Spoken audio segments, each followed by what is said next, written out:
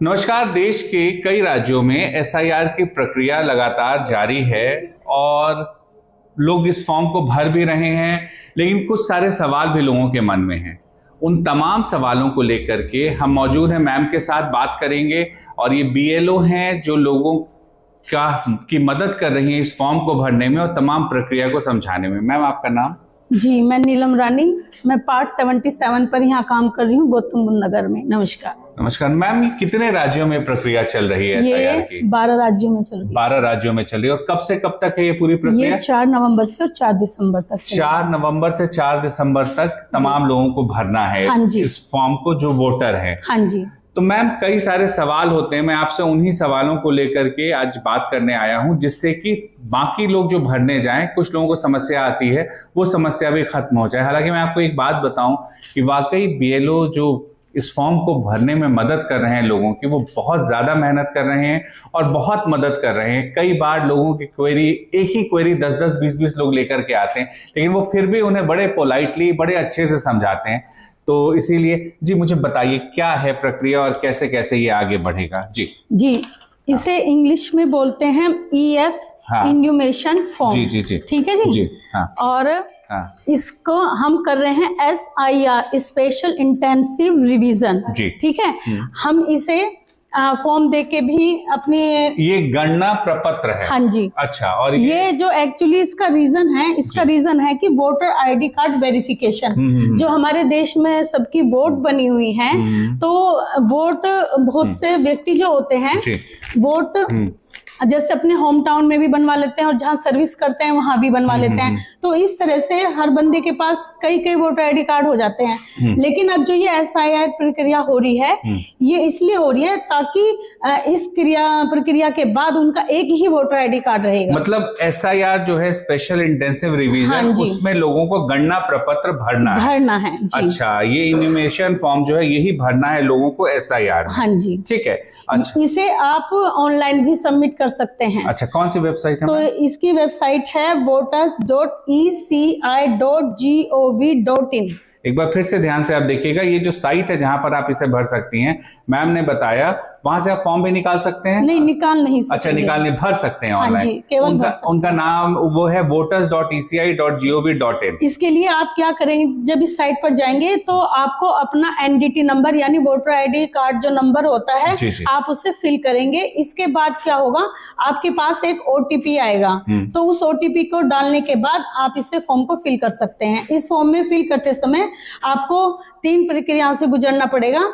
First number पर आता है कि यदि आप 2003 की एसआईआर जो फर्स्ट टाइम भारत में हुई थी, उस टाइम वोटर थे या नहीं थे। यदि ऐसा नहीं है तो आप सेकंड ऑप्शन चुने। सेकंड ऑप्शन में क्या होगा, आपके मदर, फादर या आपके दादूजी रिलेट करते हैं 2003 की निर्वाचक नामावली में, तो आप फिर उस पे टिक करेंगे और उनसे रिलेटेड जो उनकी वोटर आईडी कार्ड की इंक्वायरीज होंगी, वो सारी हम फिल करेंगे। वो फिल कहाँ करेंगे? अच्छा मैम, इसको हम बता देंगे। एक सेकंड, बस मुझे एक चीज और बता दीजिएगा, है ना? मैं इसको तो बता दूंगा, आपसे पूछ भी लूंगा। एक चीज बस मुझे जानना है इसमें कि ये जो स्पेशल इंटेंसिव रिवीजन है, ये जो आपने ऑनलाइन बताया, कई सारे लोग हैं वो कहते हैं कि साहब हम तो अपने शहर में नहीं हैं अभी जी, तो यानी वो चाहें तो ऑनलाइन भी भर सकते हैं। इसका रीजन यही है कि बहुत से व्यक्ति होम टाउन गए हैं, कहीं बहुत विदेश में भी बैठे हैं, लेकिन वो वोट यहीं की रखना चाह रहे हैं। जी जी। तो इसी वजह से हम उन्हें बोलते हैं कि आप ऑनलाइन जाकर अपना फॉर्म सबमिट करें। वो आएगा हमारे पास, आपके पास। यानी कि अगर आप बीएलओ तक नहीं जा पा रहे हैं, हम साधारण भाषा में इसलिए समझा रहे हैं ताकि आप लोगों को समझने में कोई परेशानी नहीं हो और जो अननेसेसरी का विवाद है वो कम से कम। कई लोग जो बाहर हैं उनके लिए देखिए दिया voters.eci.gov.in। यहाँ वो आप जाइए, आप अपने मोबाइल नंबर को डालेंगे, डिटेल डालेंगे, आपके पास ओटीपी आएगा। ओटीपी के बाद प्रक्रिया आगे बढ़ेगी और आप ऑनलाइन भर सकते हैं। आपको एक्नॉलेजमेंट नंबर वहीं पे मिल जाता है जी, और वो फॉर्म आपका सबमिट होता है। ठीक है मैम जी। एक बात और बताना चाहूंगी, बहुत से व्यक्ति चाह रहे हैं कि हम अपने होम टाउन का ही रखना चाह रहे हैं, तो वो प्लीज इसे ना भरें। यदि इन्होंने इसे यहाँ भर दिया इस फॉर्म को, तो उनकी वो वहाँ की वोट कट जाएगी, यानी निकल जाएगी वहाँ से। तो अब यदि होम टाउन की चाह रहे हैं तो अपने होम टाउन में SIR करवाएं, और यदि यहाँ की चाहते हैं तो यहाँ SIR करवाएं। अच्छा, दो जगह नहीं भरे, कई लोगों के नाम 2-2, 3-3 जगह वोटर लिस्ट में होते हैं, उससे बचा जा सकता है। और ये क्या है मैम? हाँ, ये बताइए, ये क्या?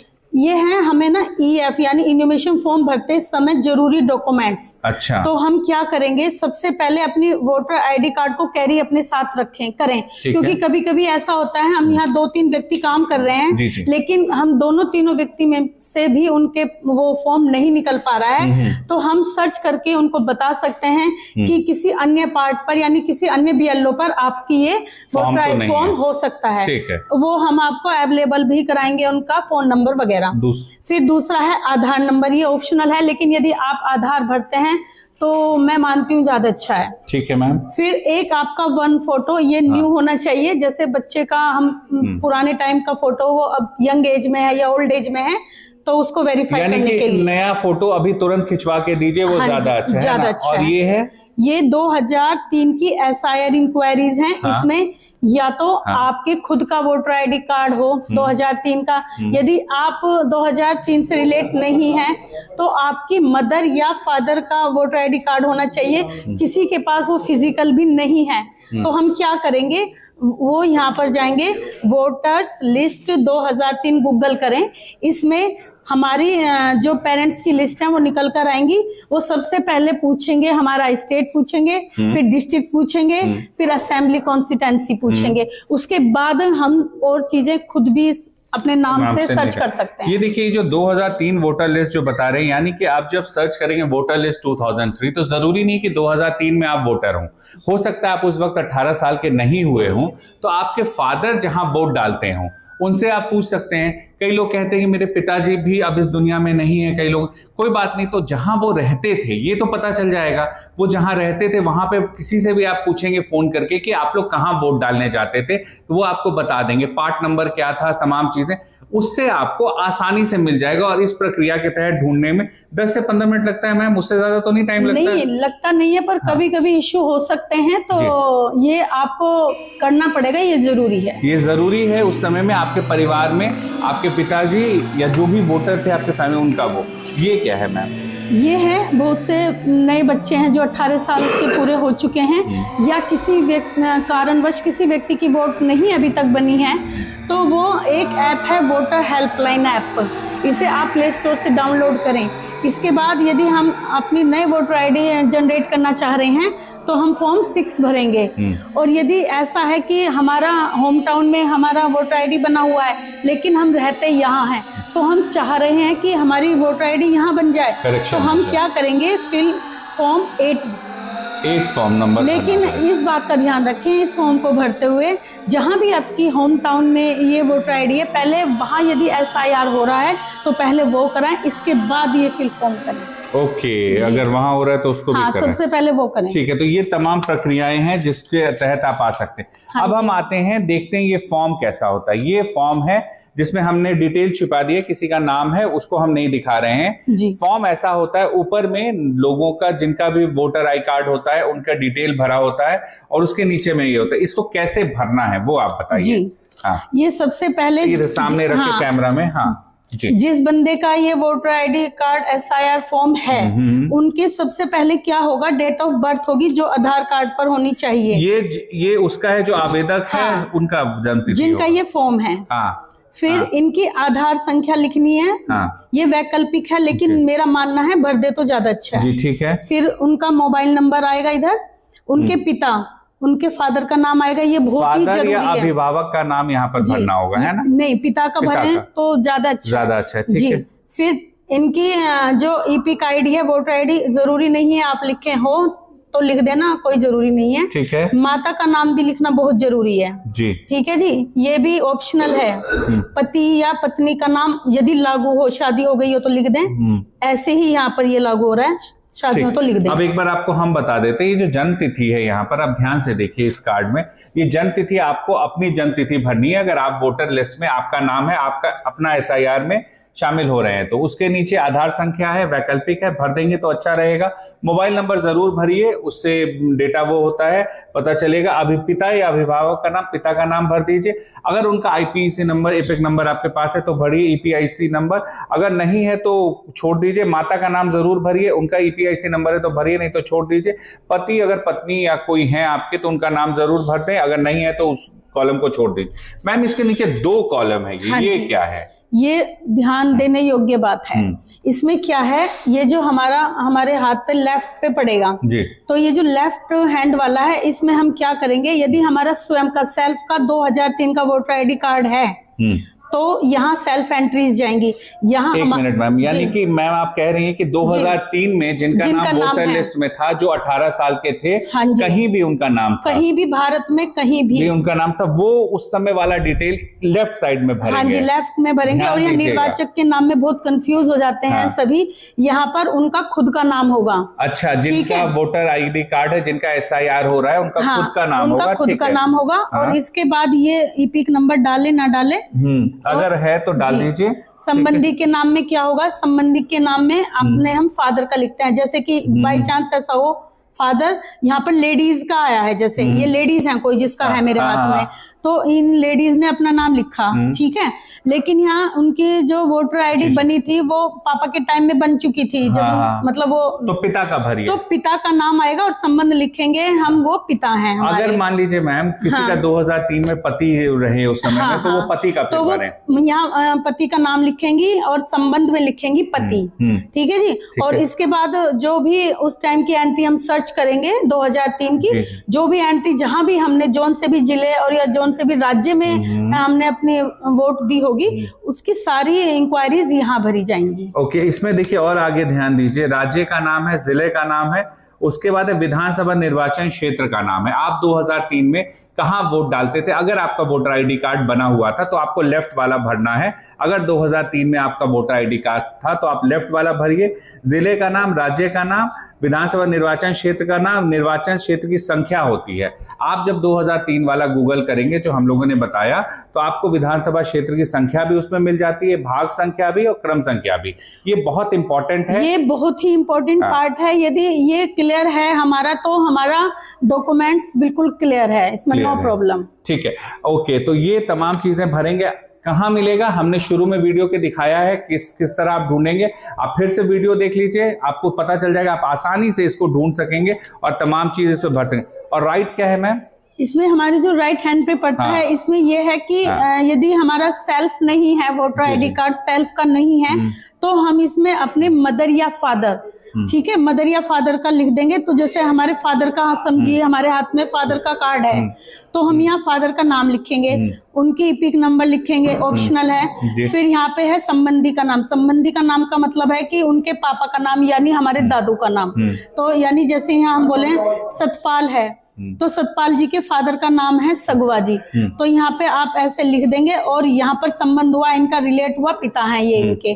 फिर वही नॉर्मल एंट्रीज जाएंगी 2003 की लिस्ट में, जो कि यहाँ हमने भरी थी, वो सर्च की जाएंगी। अब ये देखिए, ये इंपॉर्टेंट है, इसको समझिए। क्या है कि 2003 में आपका वोटर कार्ड नहीं था, लेकिन 2003 के बाद आपका वोटर कार्ड बना है।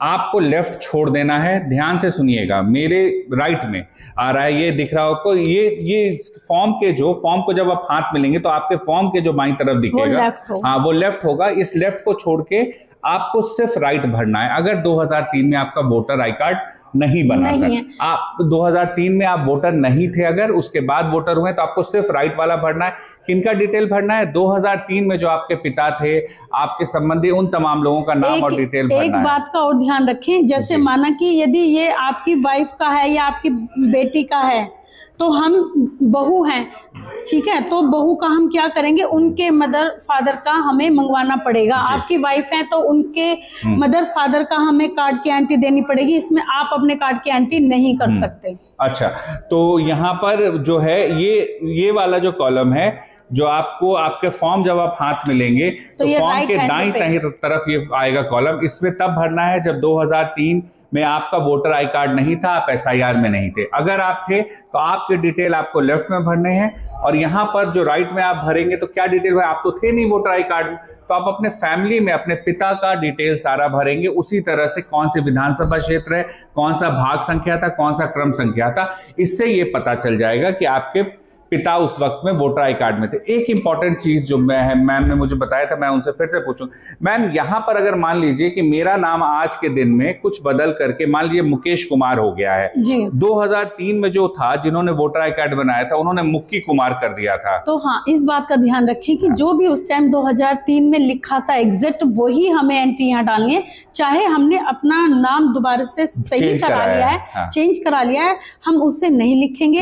हम केवल वो जो 2003 की लिस्ट में एज इट बिल्कुल कॉपी पेस्ट करना है जी। 2003 में जो था वही डिटेल दें।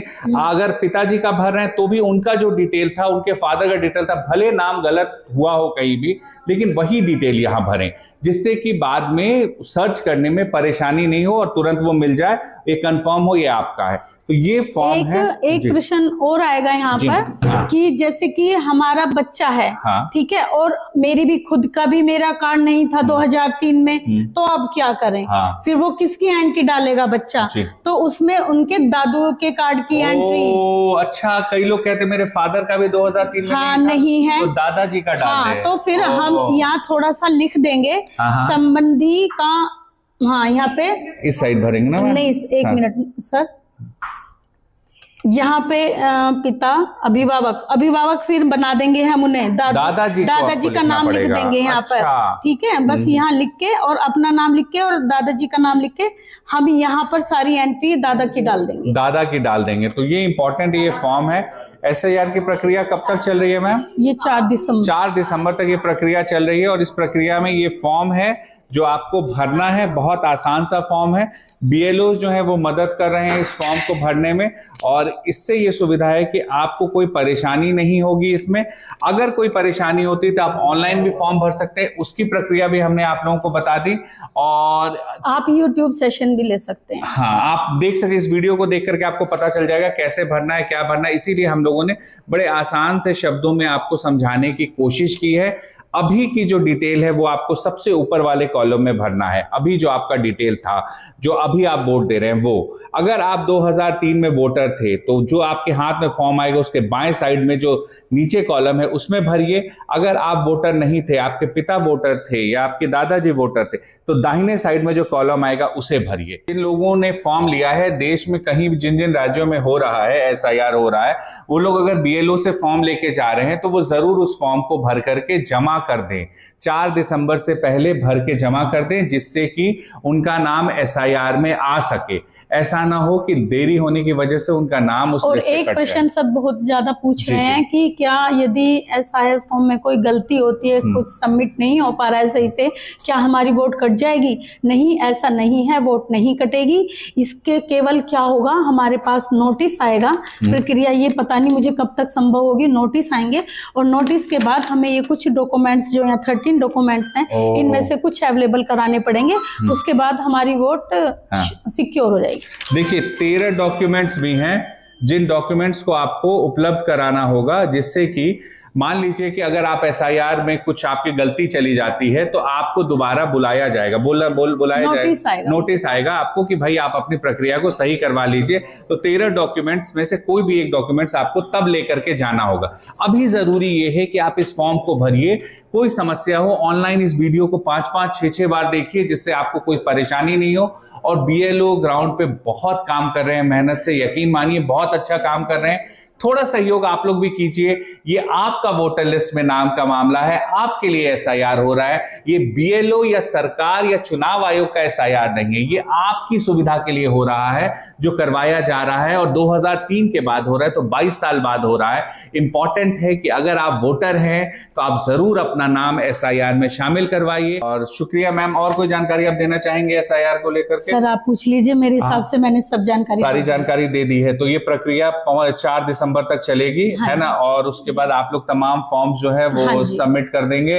और आप लोग ऑनलाइन एंट्री भी आप लोग कर देते हैं? बिल्कुल, वो ऑनलाइन हम ही कर रहे हैं। ऑनलाइन एंट्रीज आप लोग करते हैं? आपके पास लोग जो फॉर्म जमा करते हैं ऑनलाइन एंट्री कर देते हैं? ऑनलाइन एंट्री कर रहे हैं। ठीक है। और उसके बाद फिर और जो व्यक्ति अपना खुद ऑनलाइन कर रहे हैं वो भी हमारे ही पास आएगा, ऐसी कोई चिंता की बात नहीं है। अच्छा। ये प्रश्न यदि हो कि हमने कर दिया है तो क्या होगा, वो हमारे ही पास आता है। यदि वो हमें ही फिर फाइनली सबमिट करना, फाइनली यही सबमिट करते हैं। अगर आपने ऑनलाइन भी भरा है तो इनको ये जानकारी भेज दी जाती है। चुनाव आयोग ने BLOs को जोड़ा हुआ है उस तरह से पूरे सिस्टम से।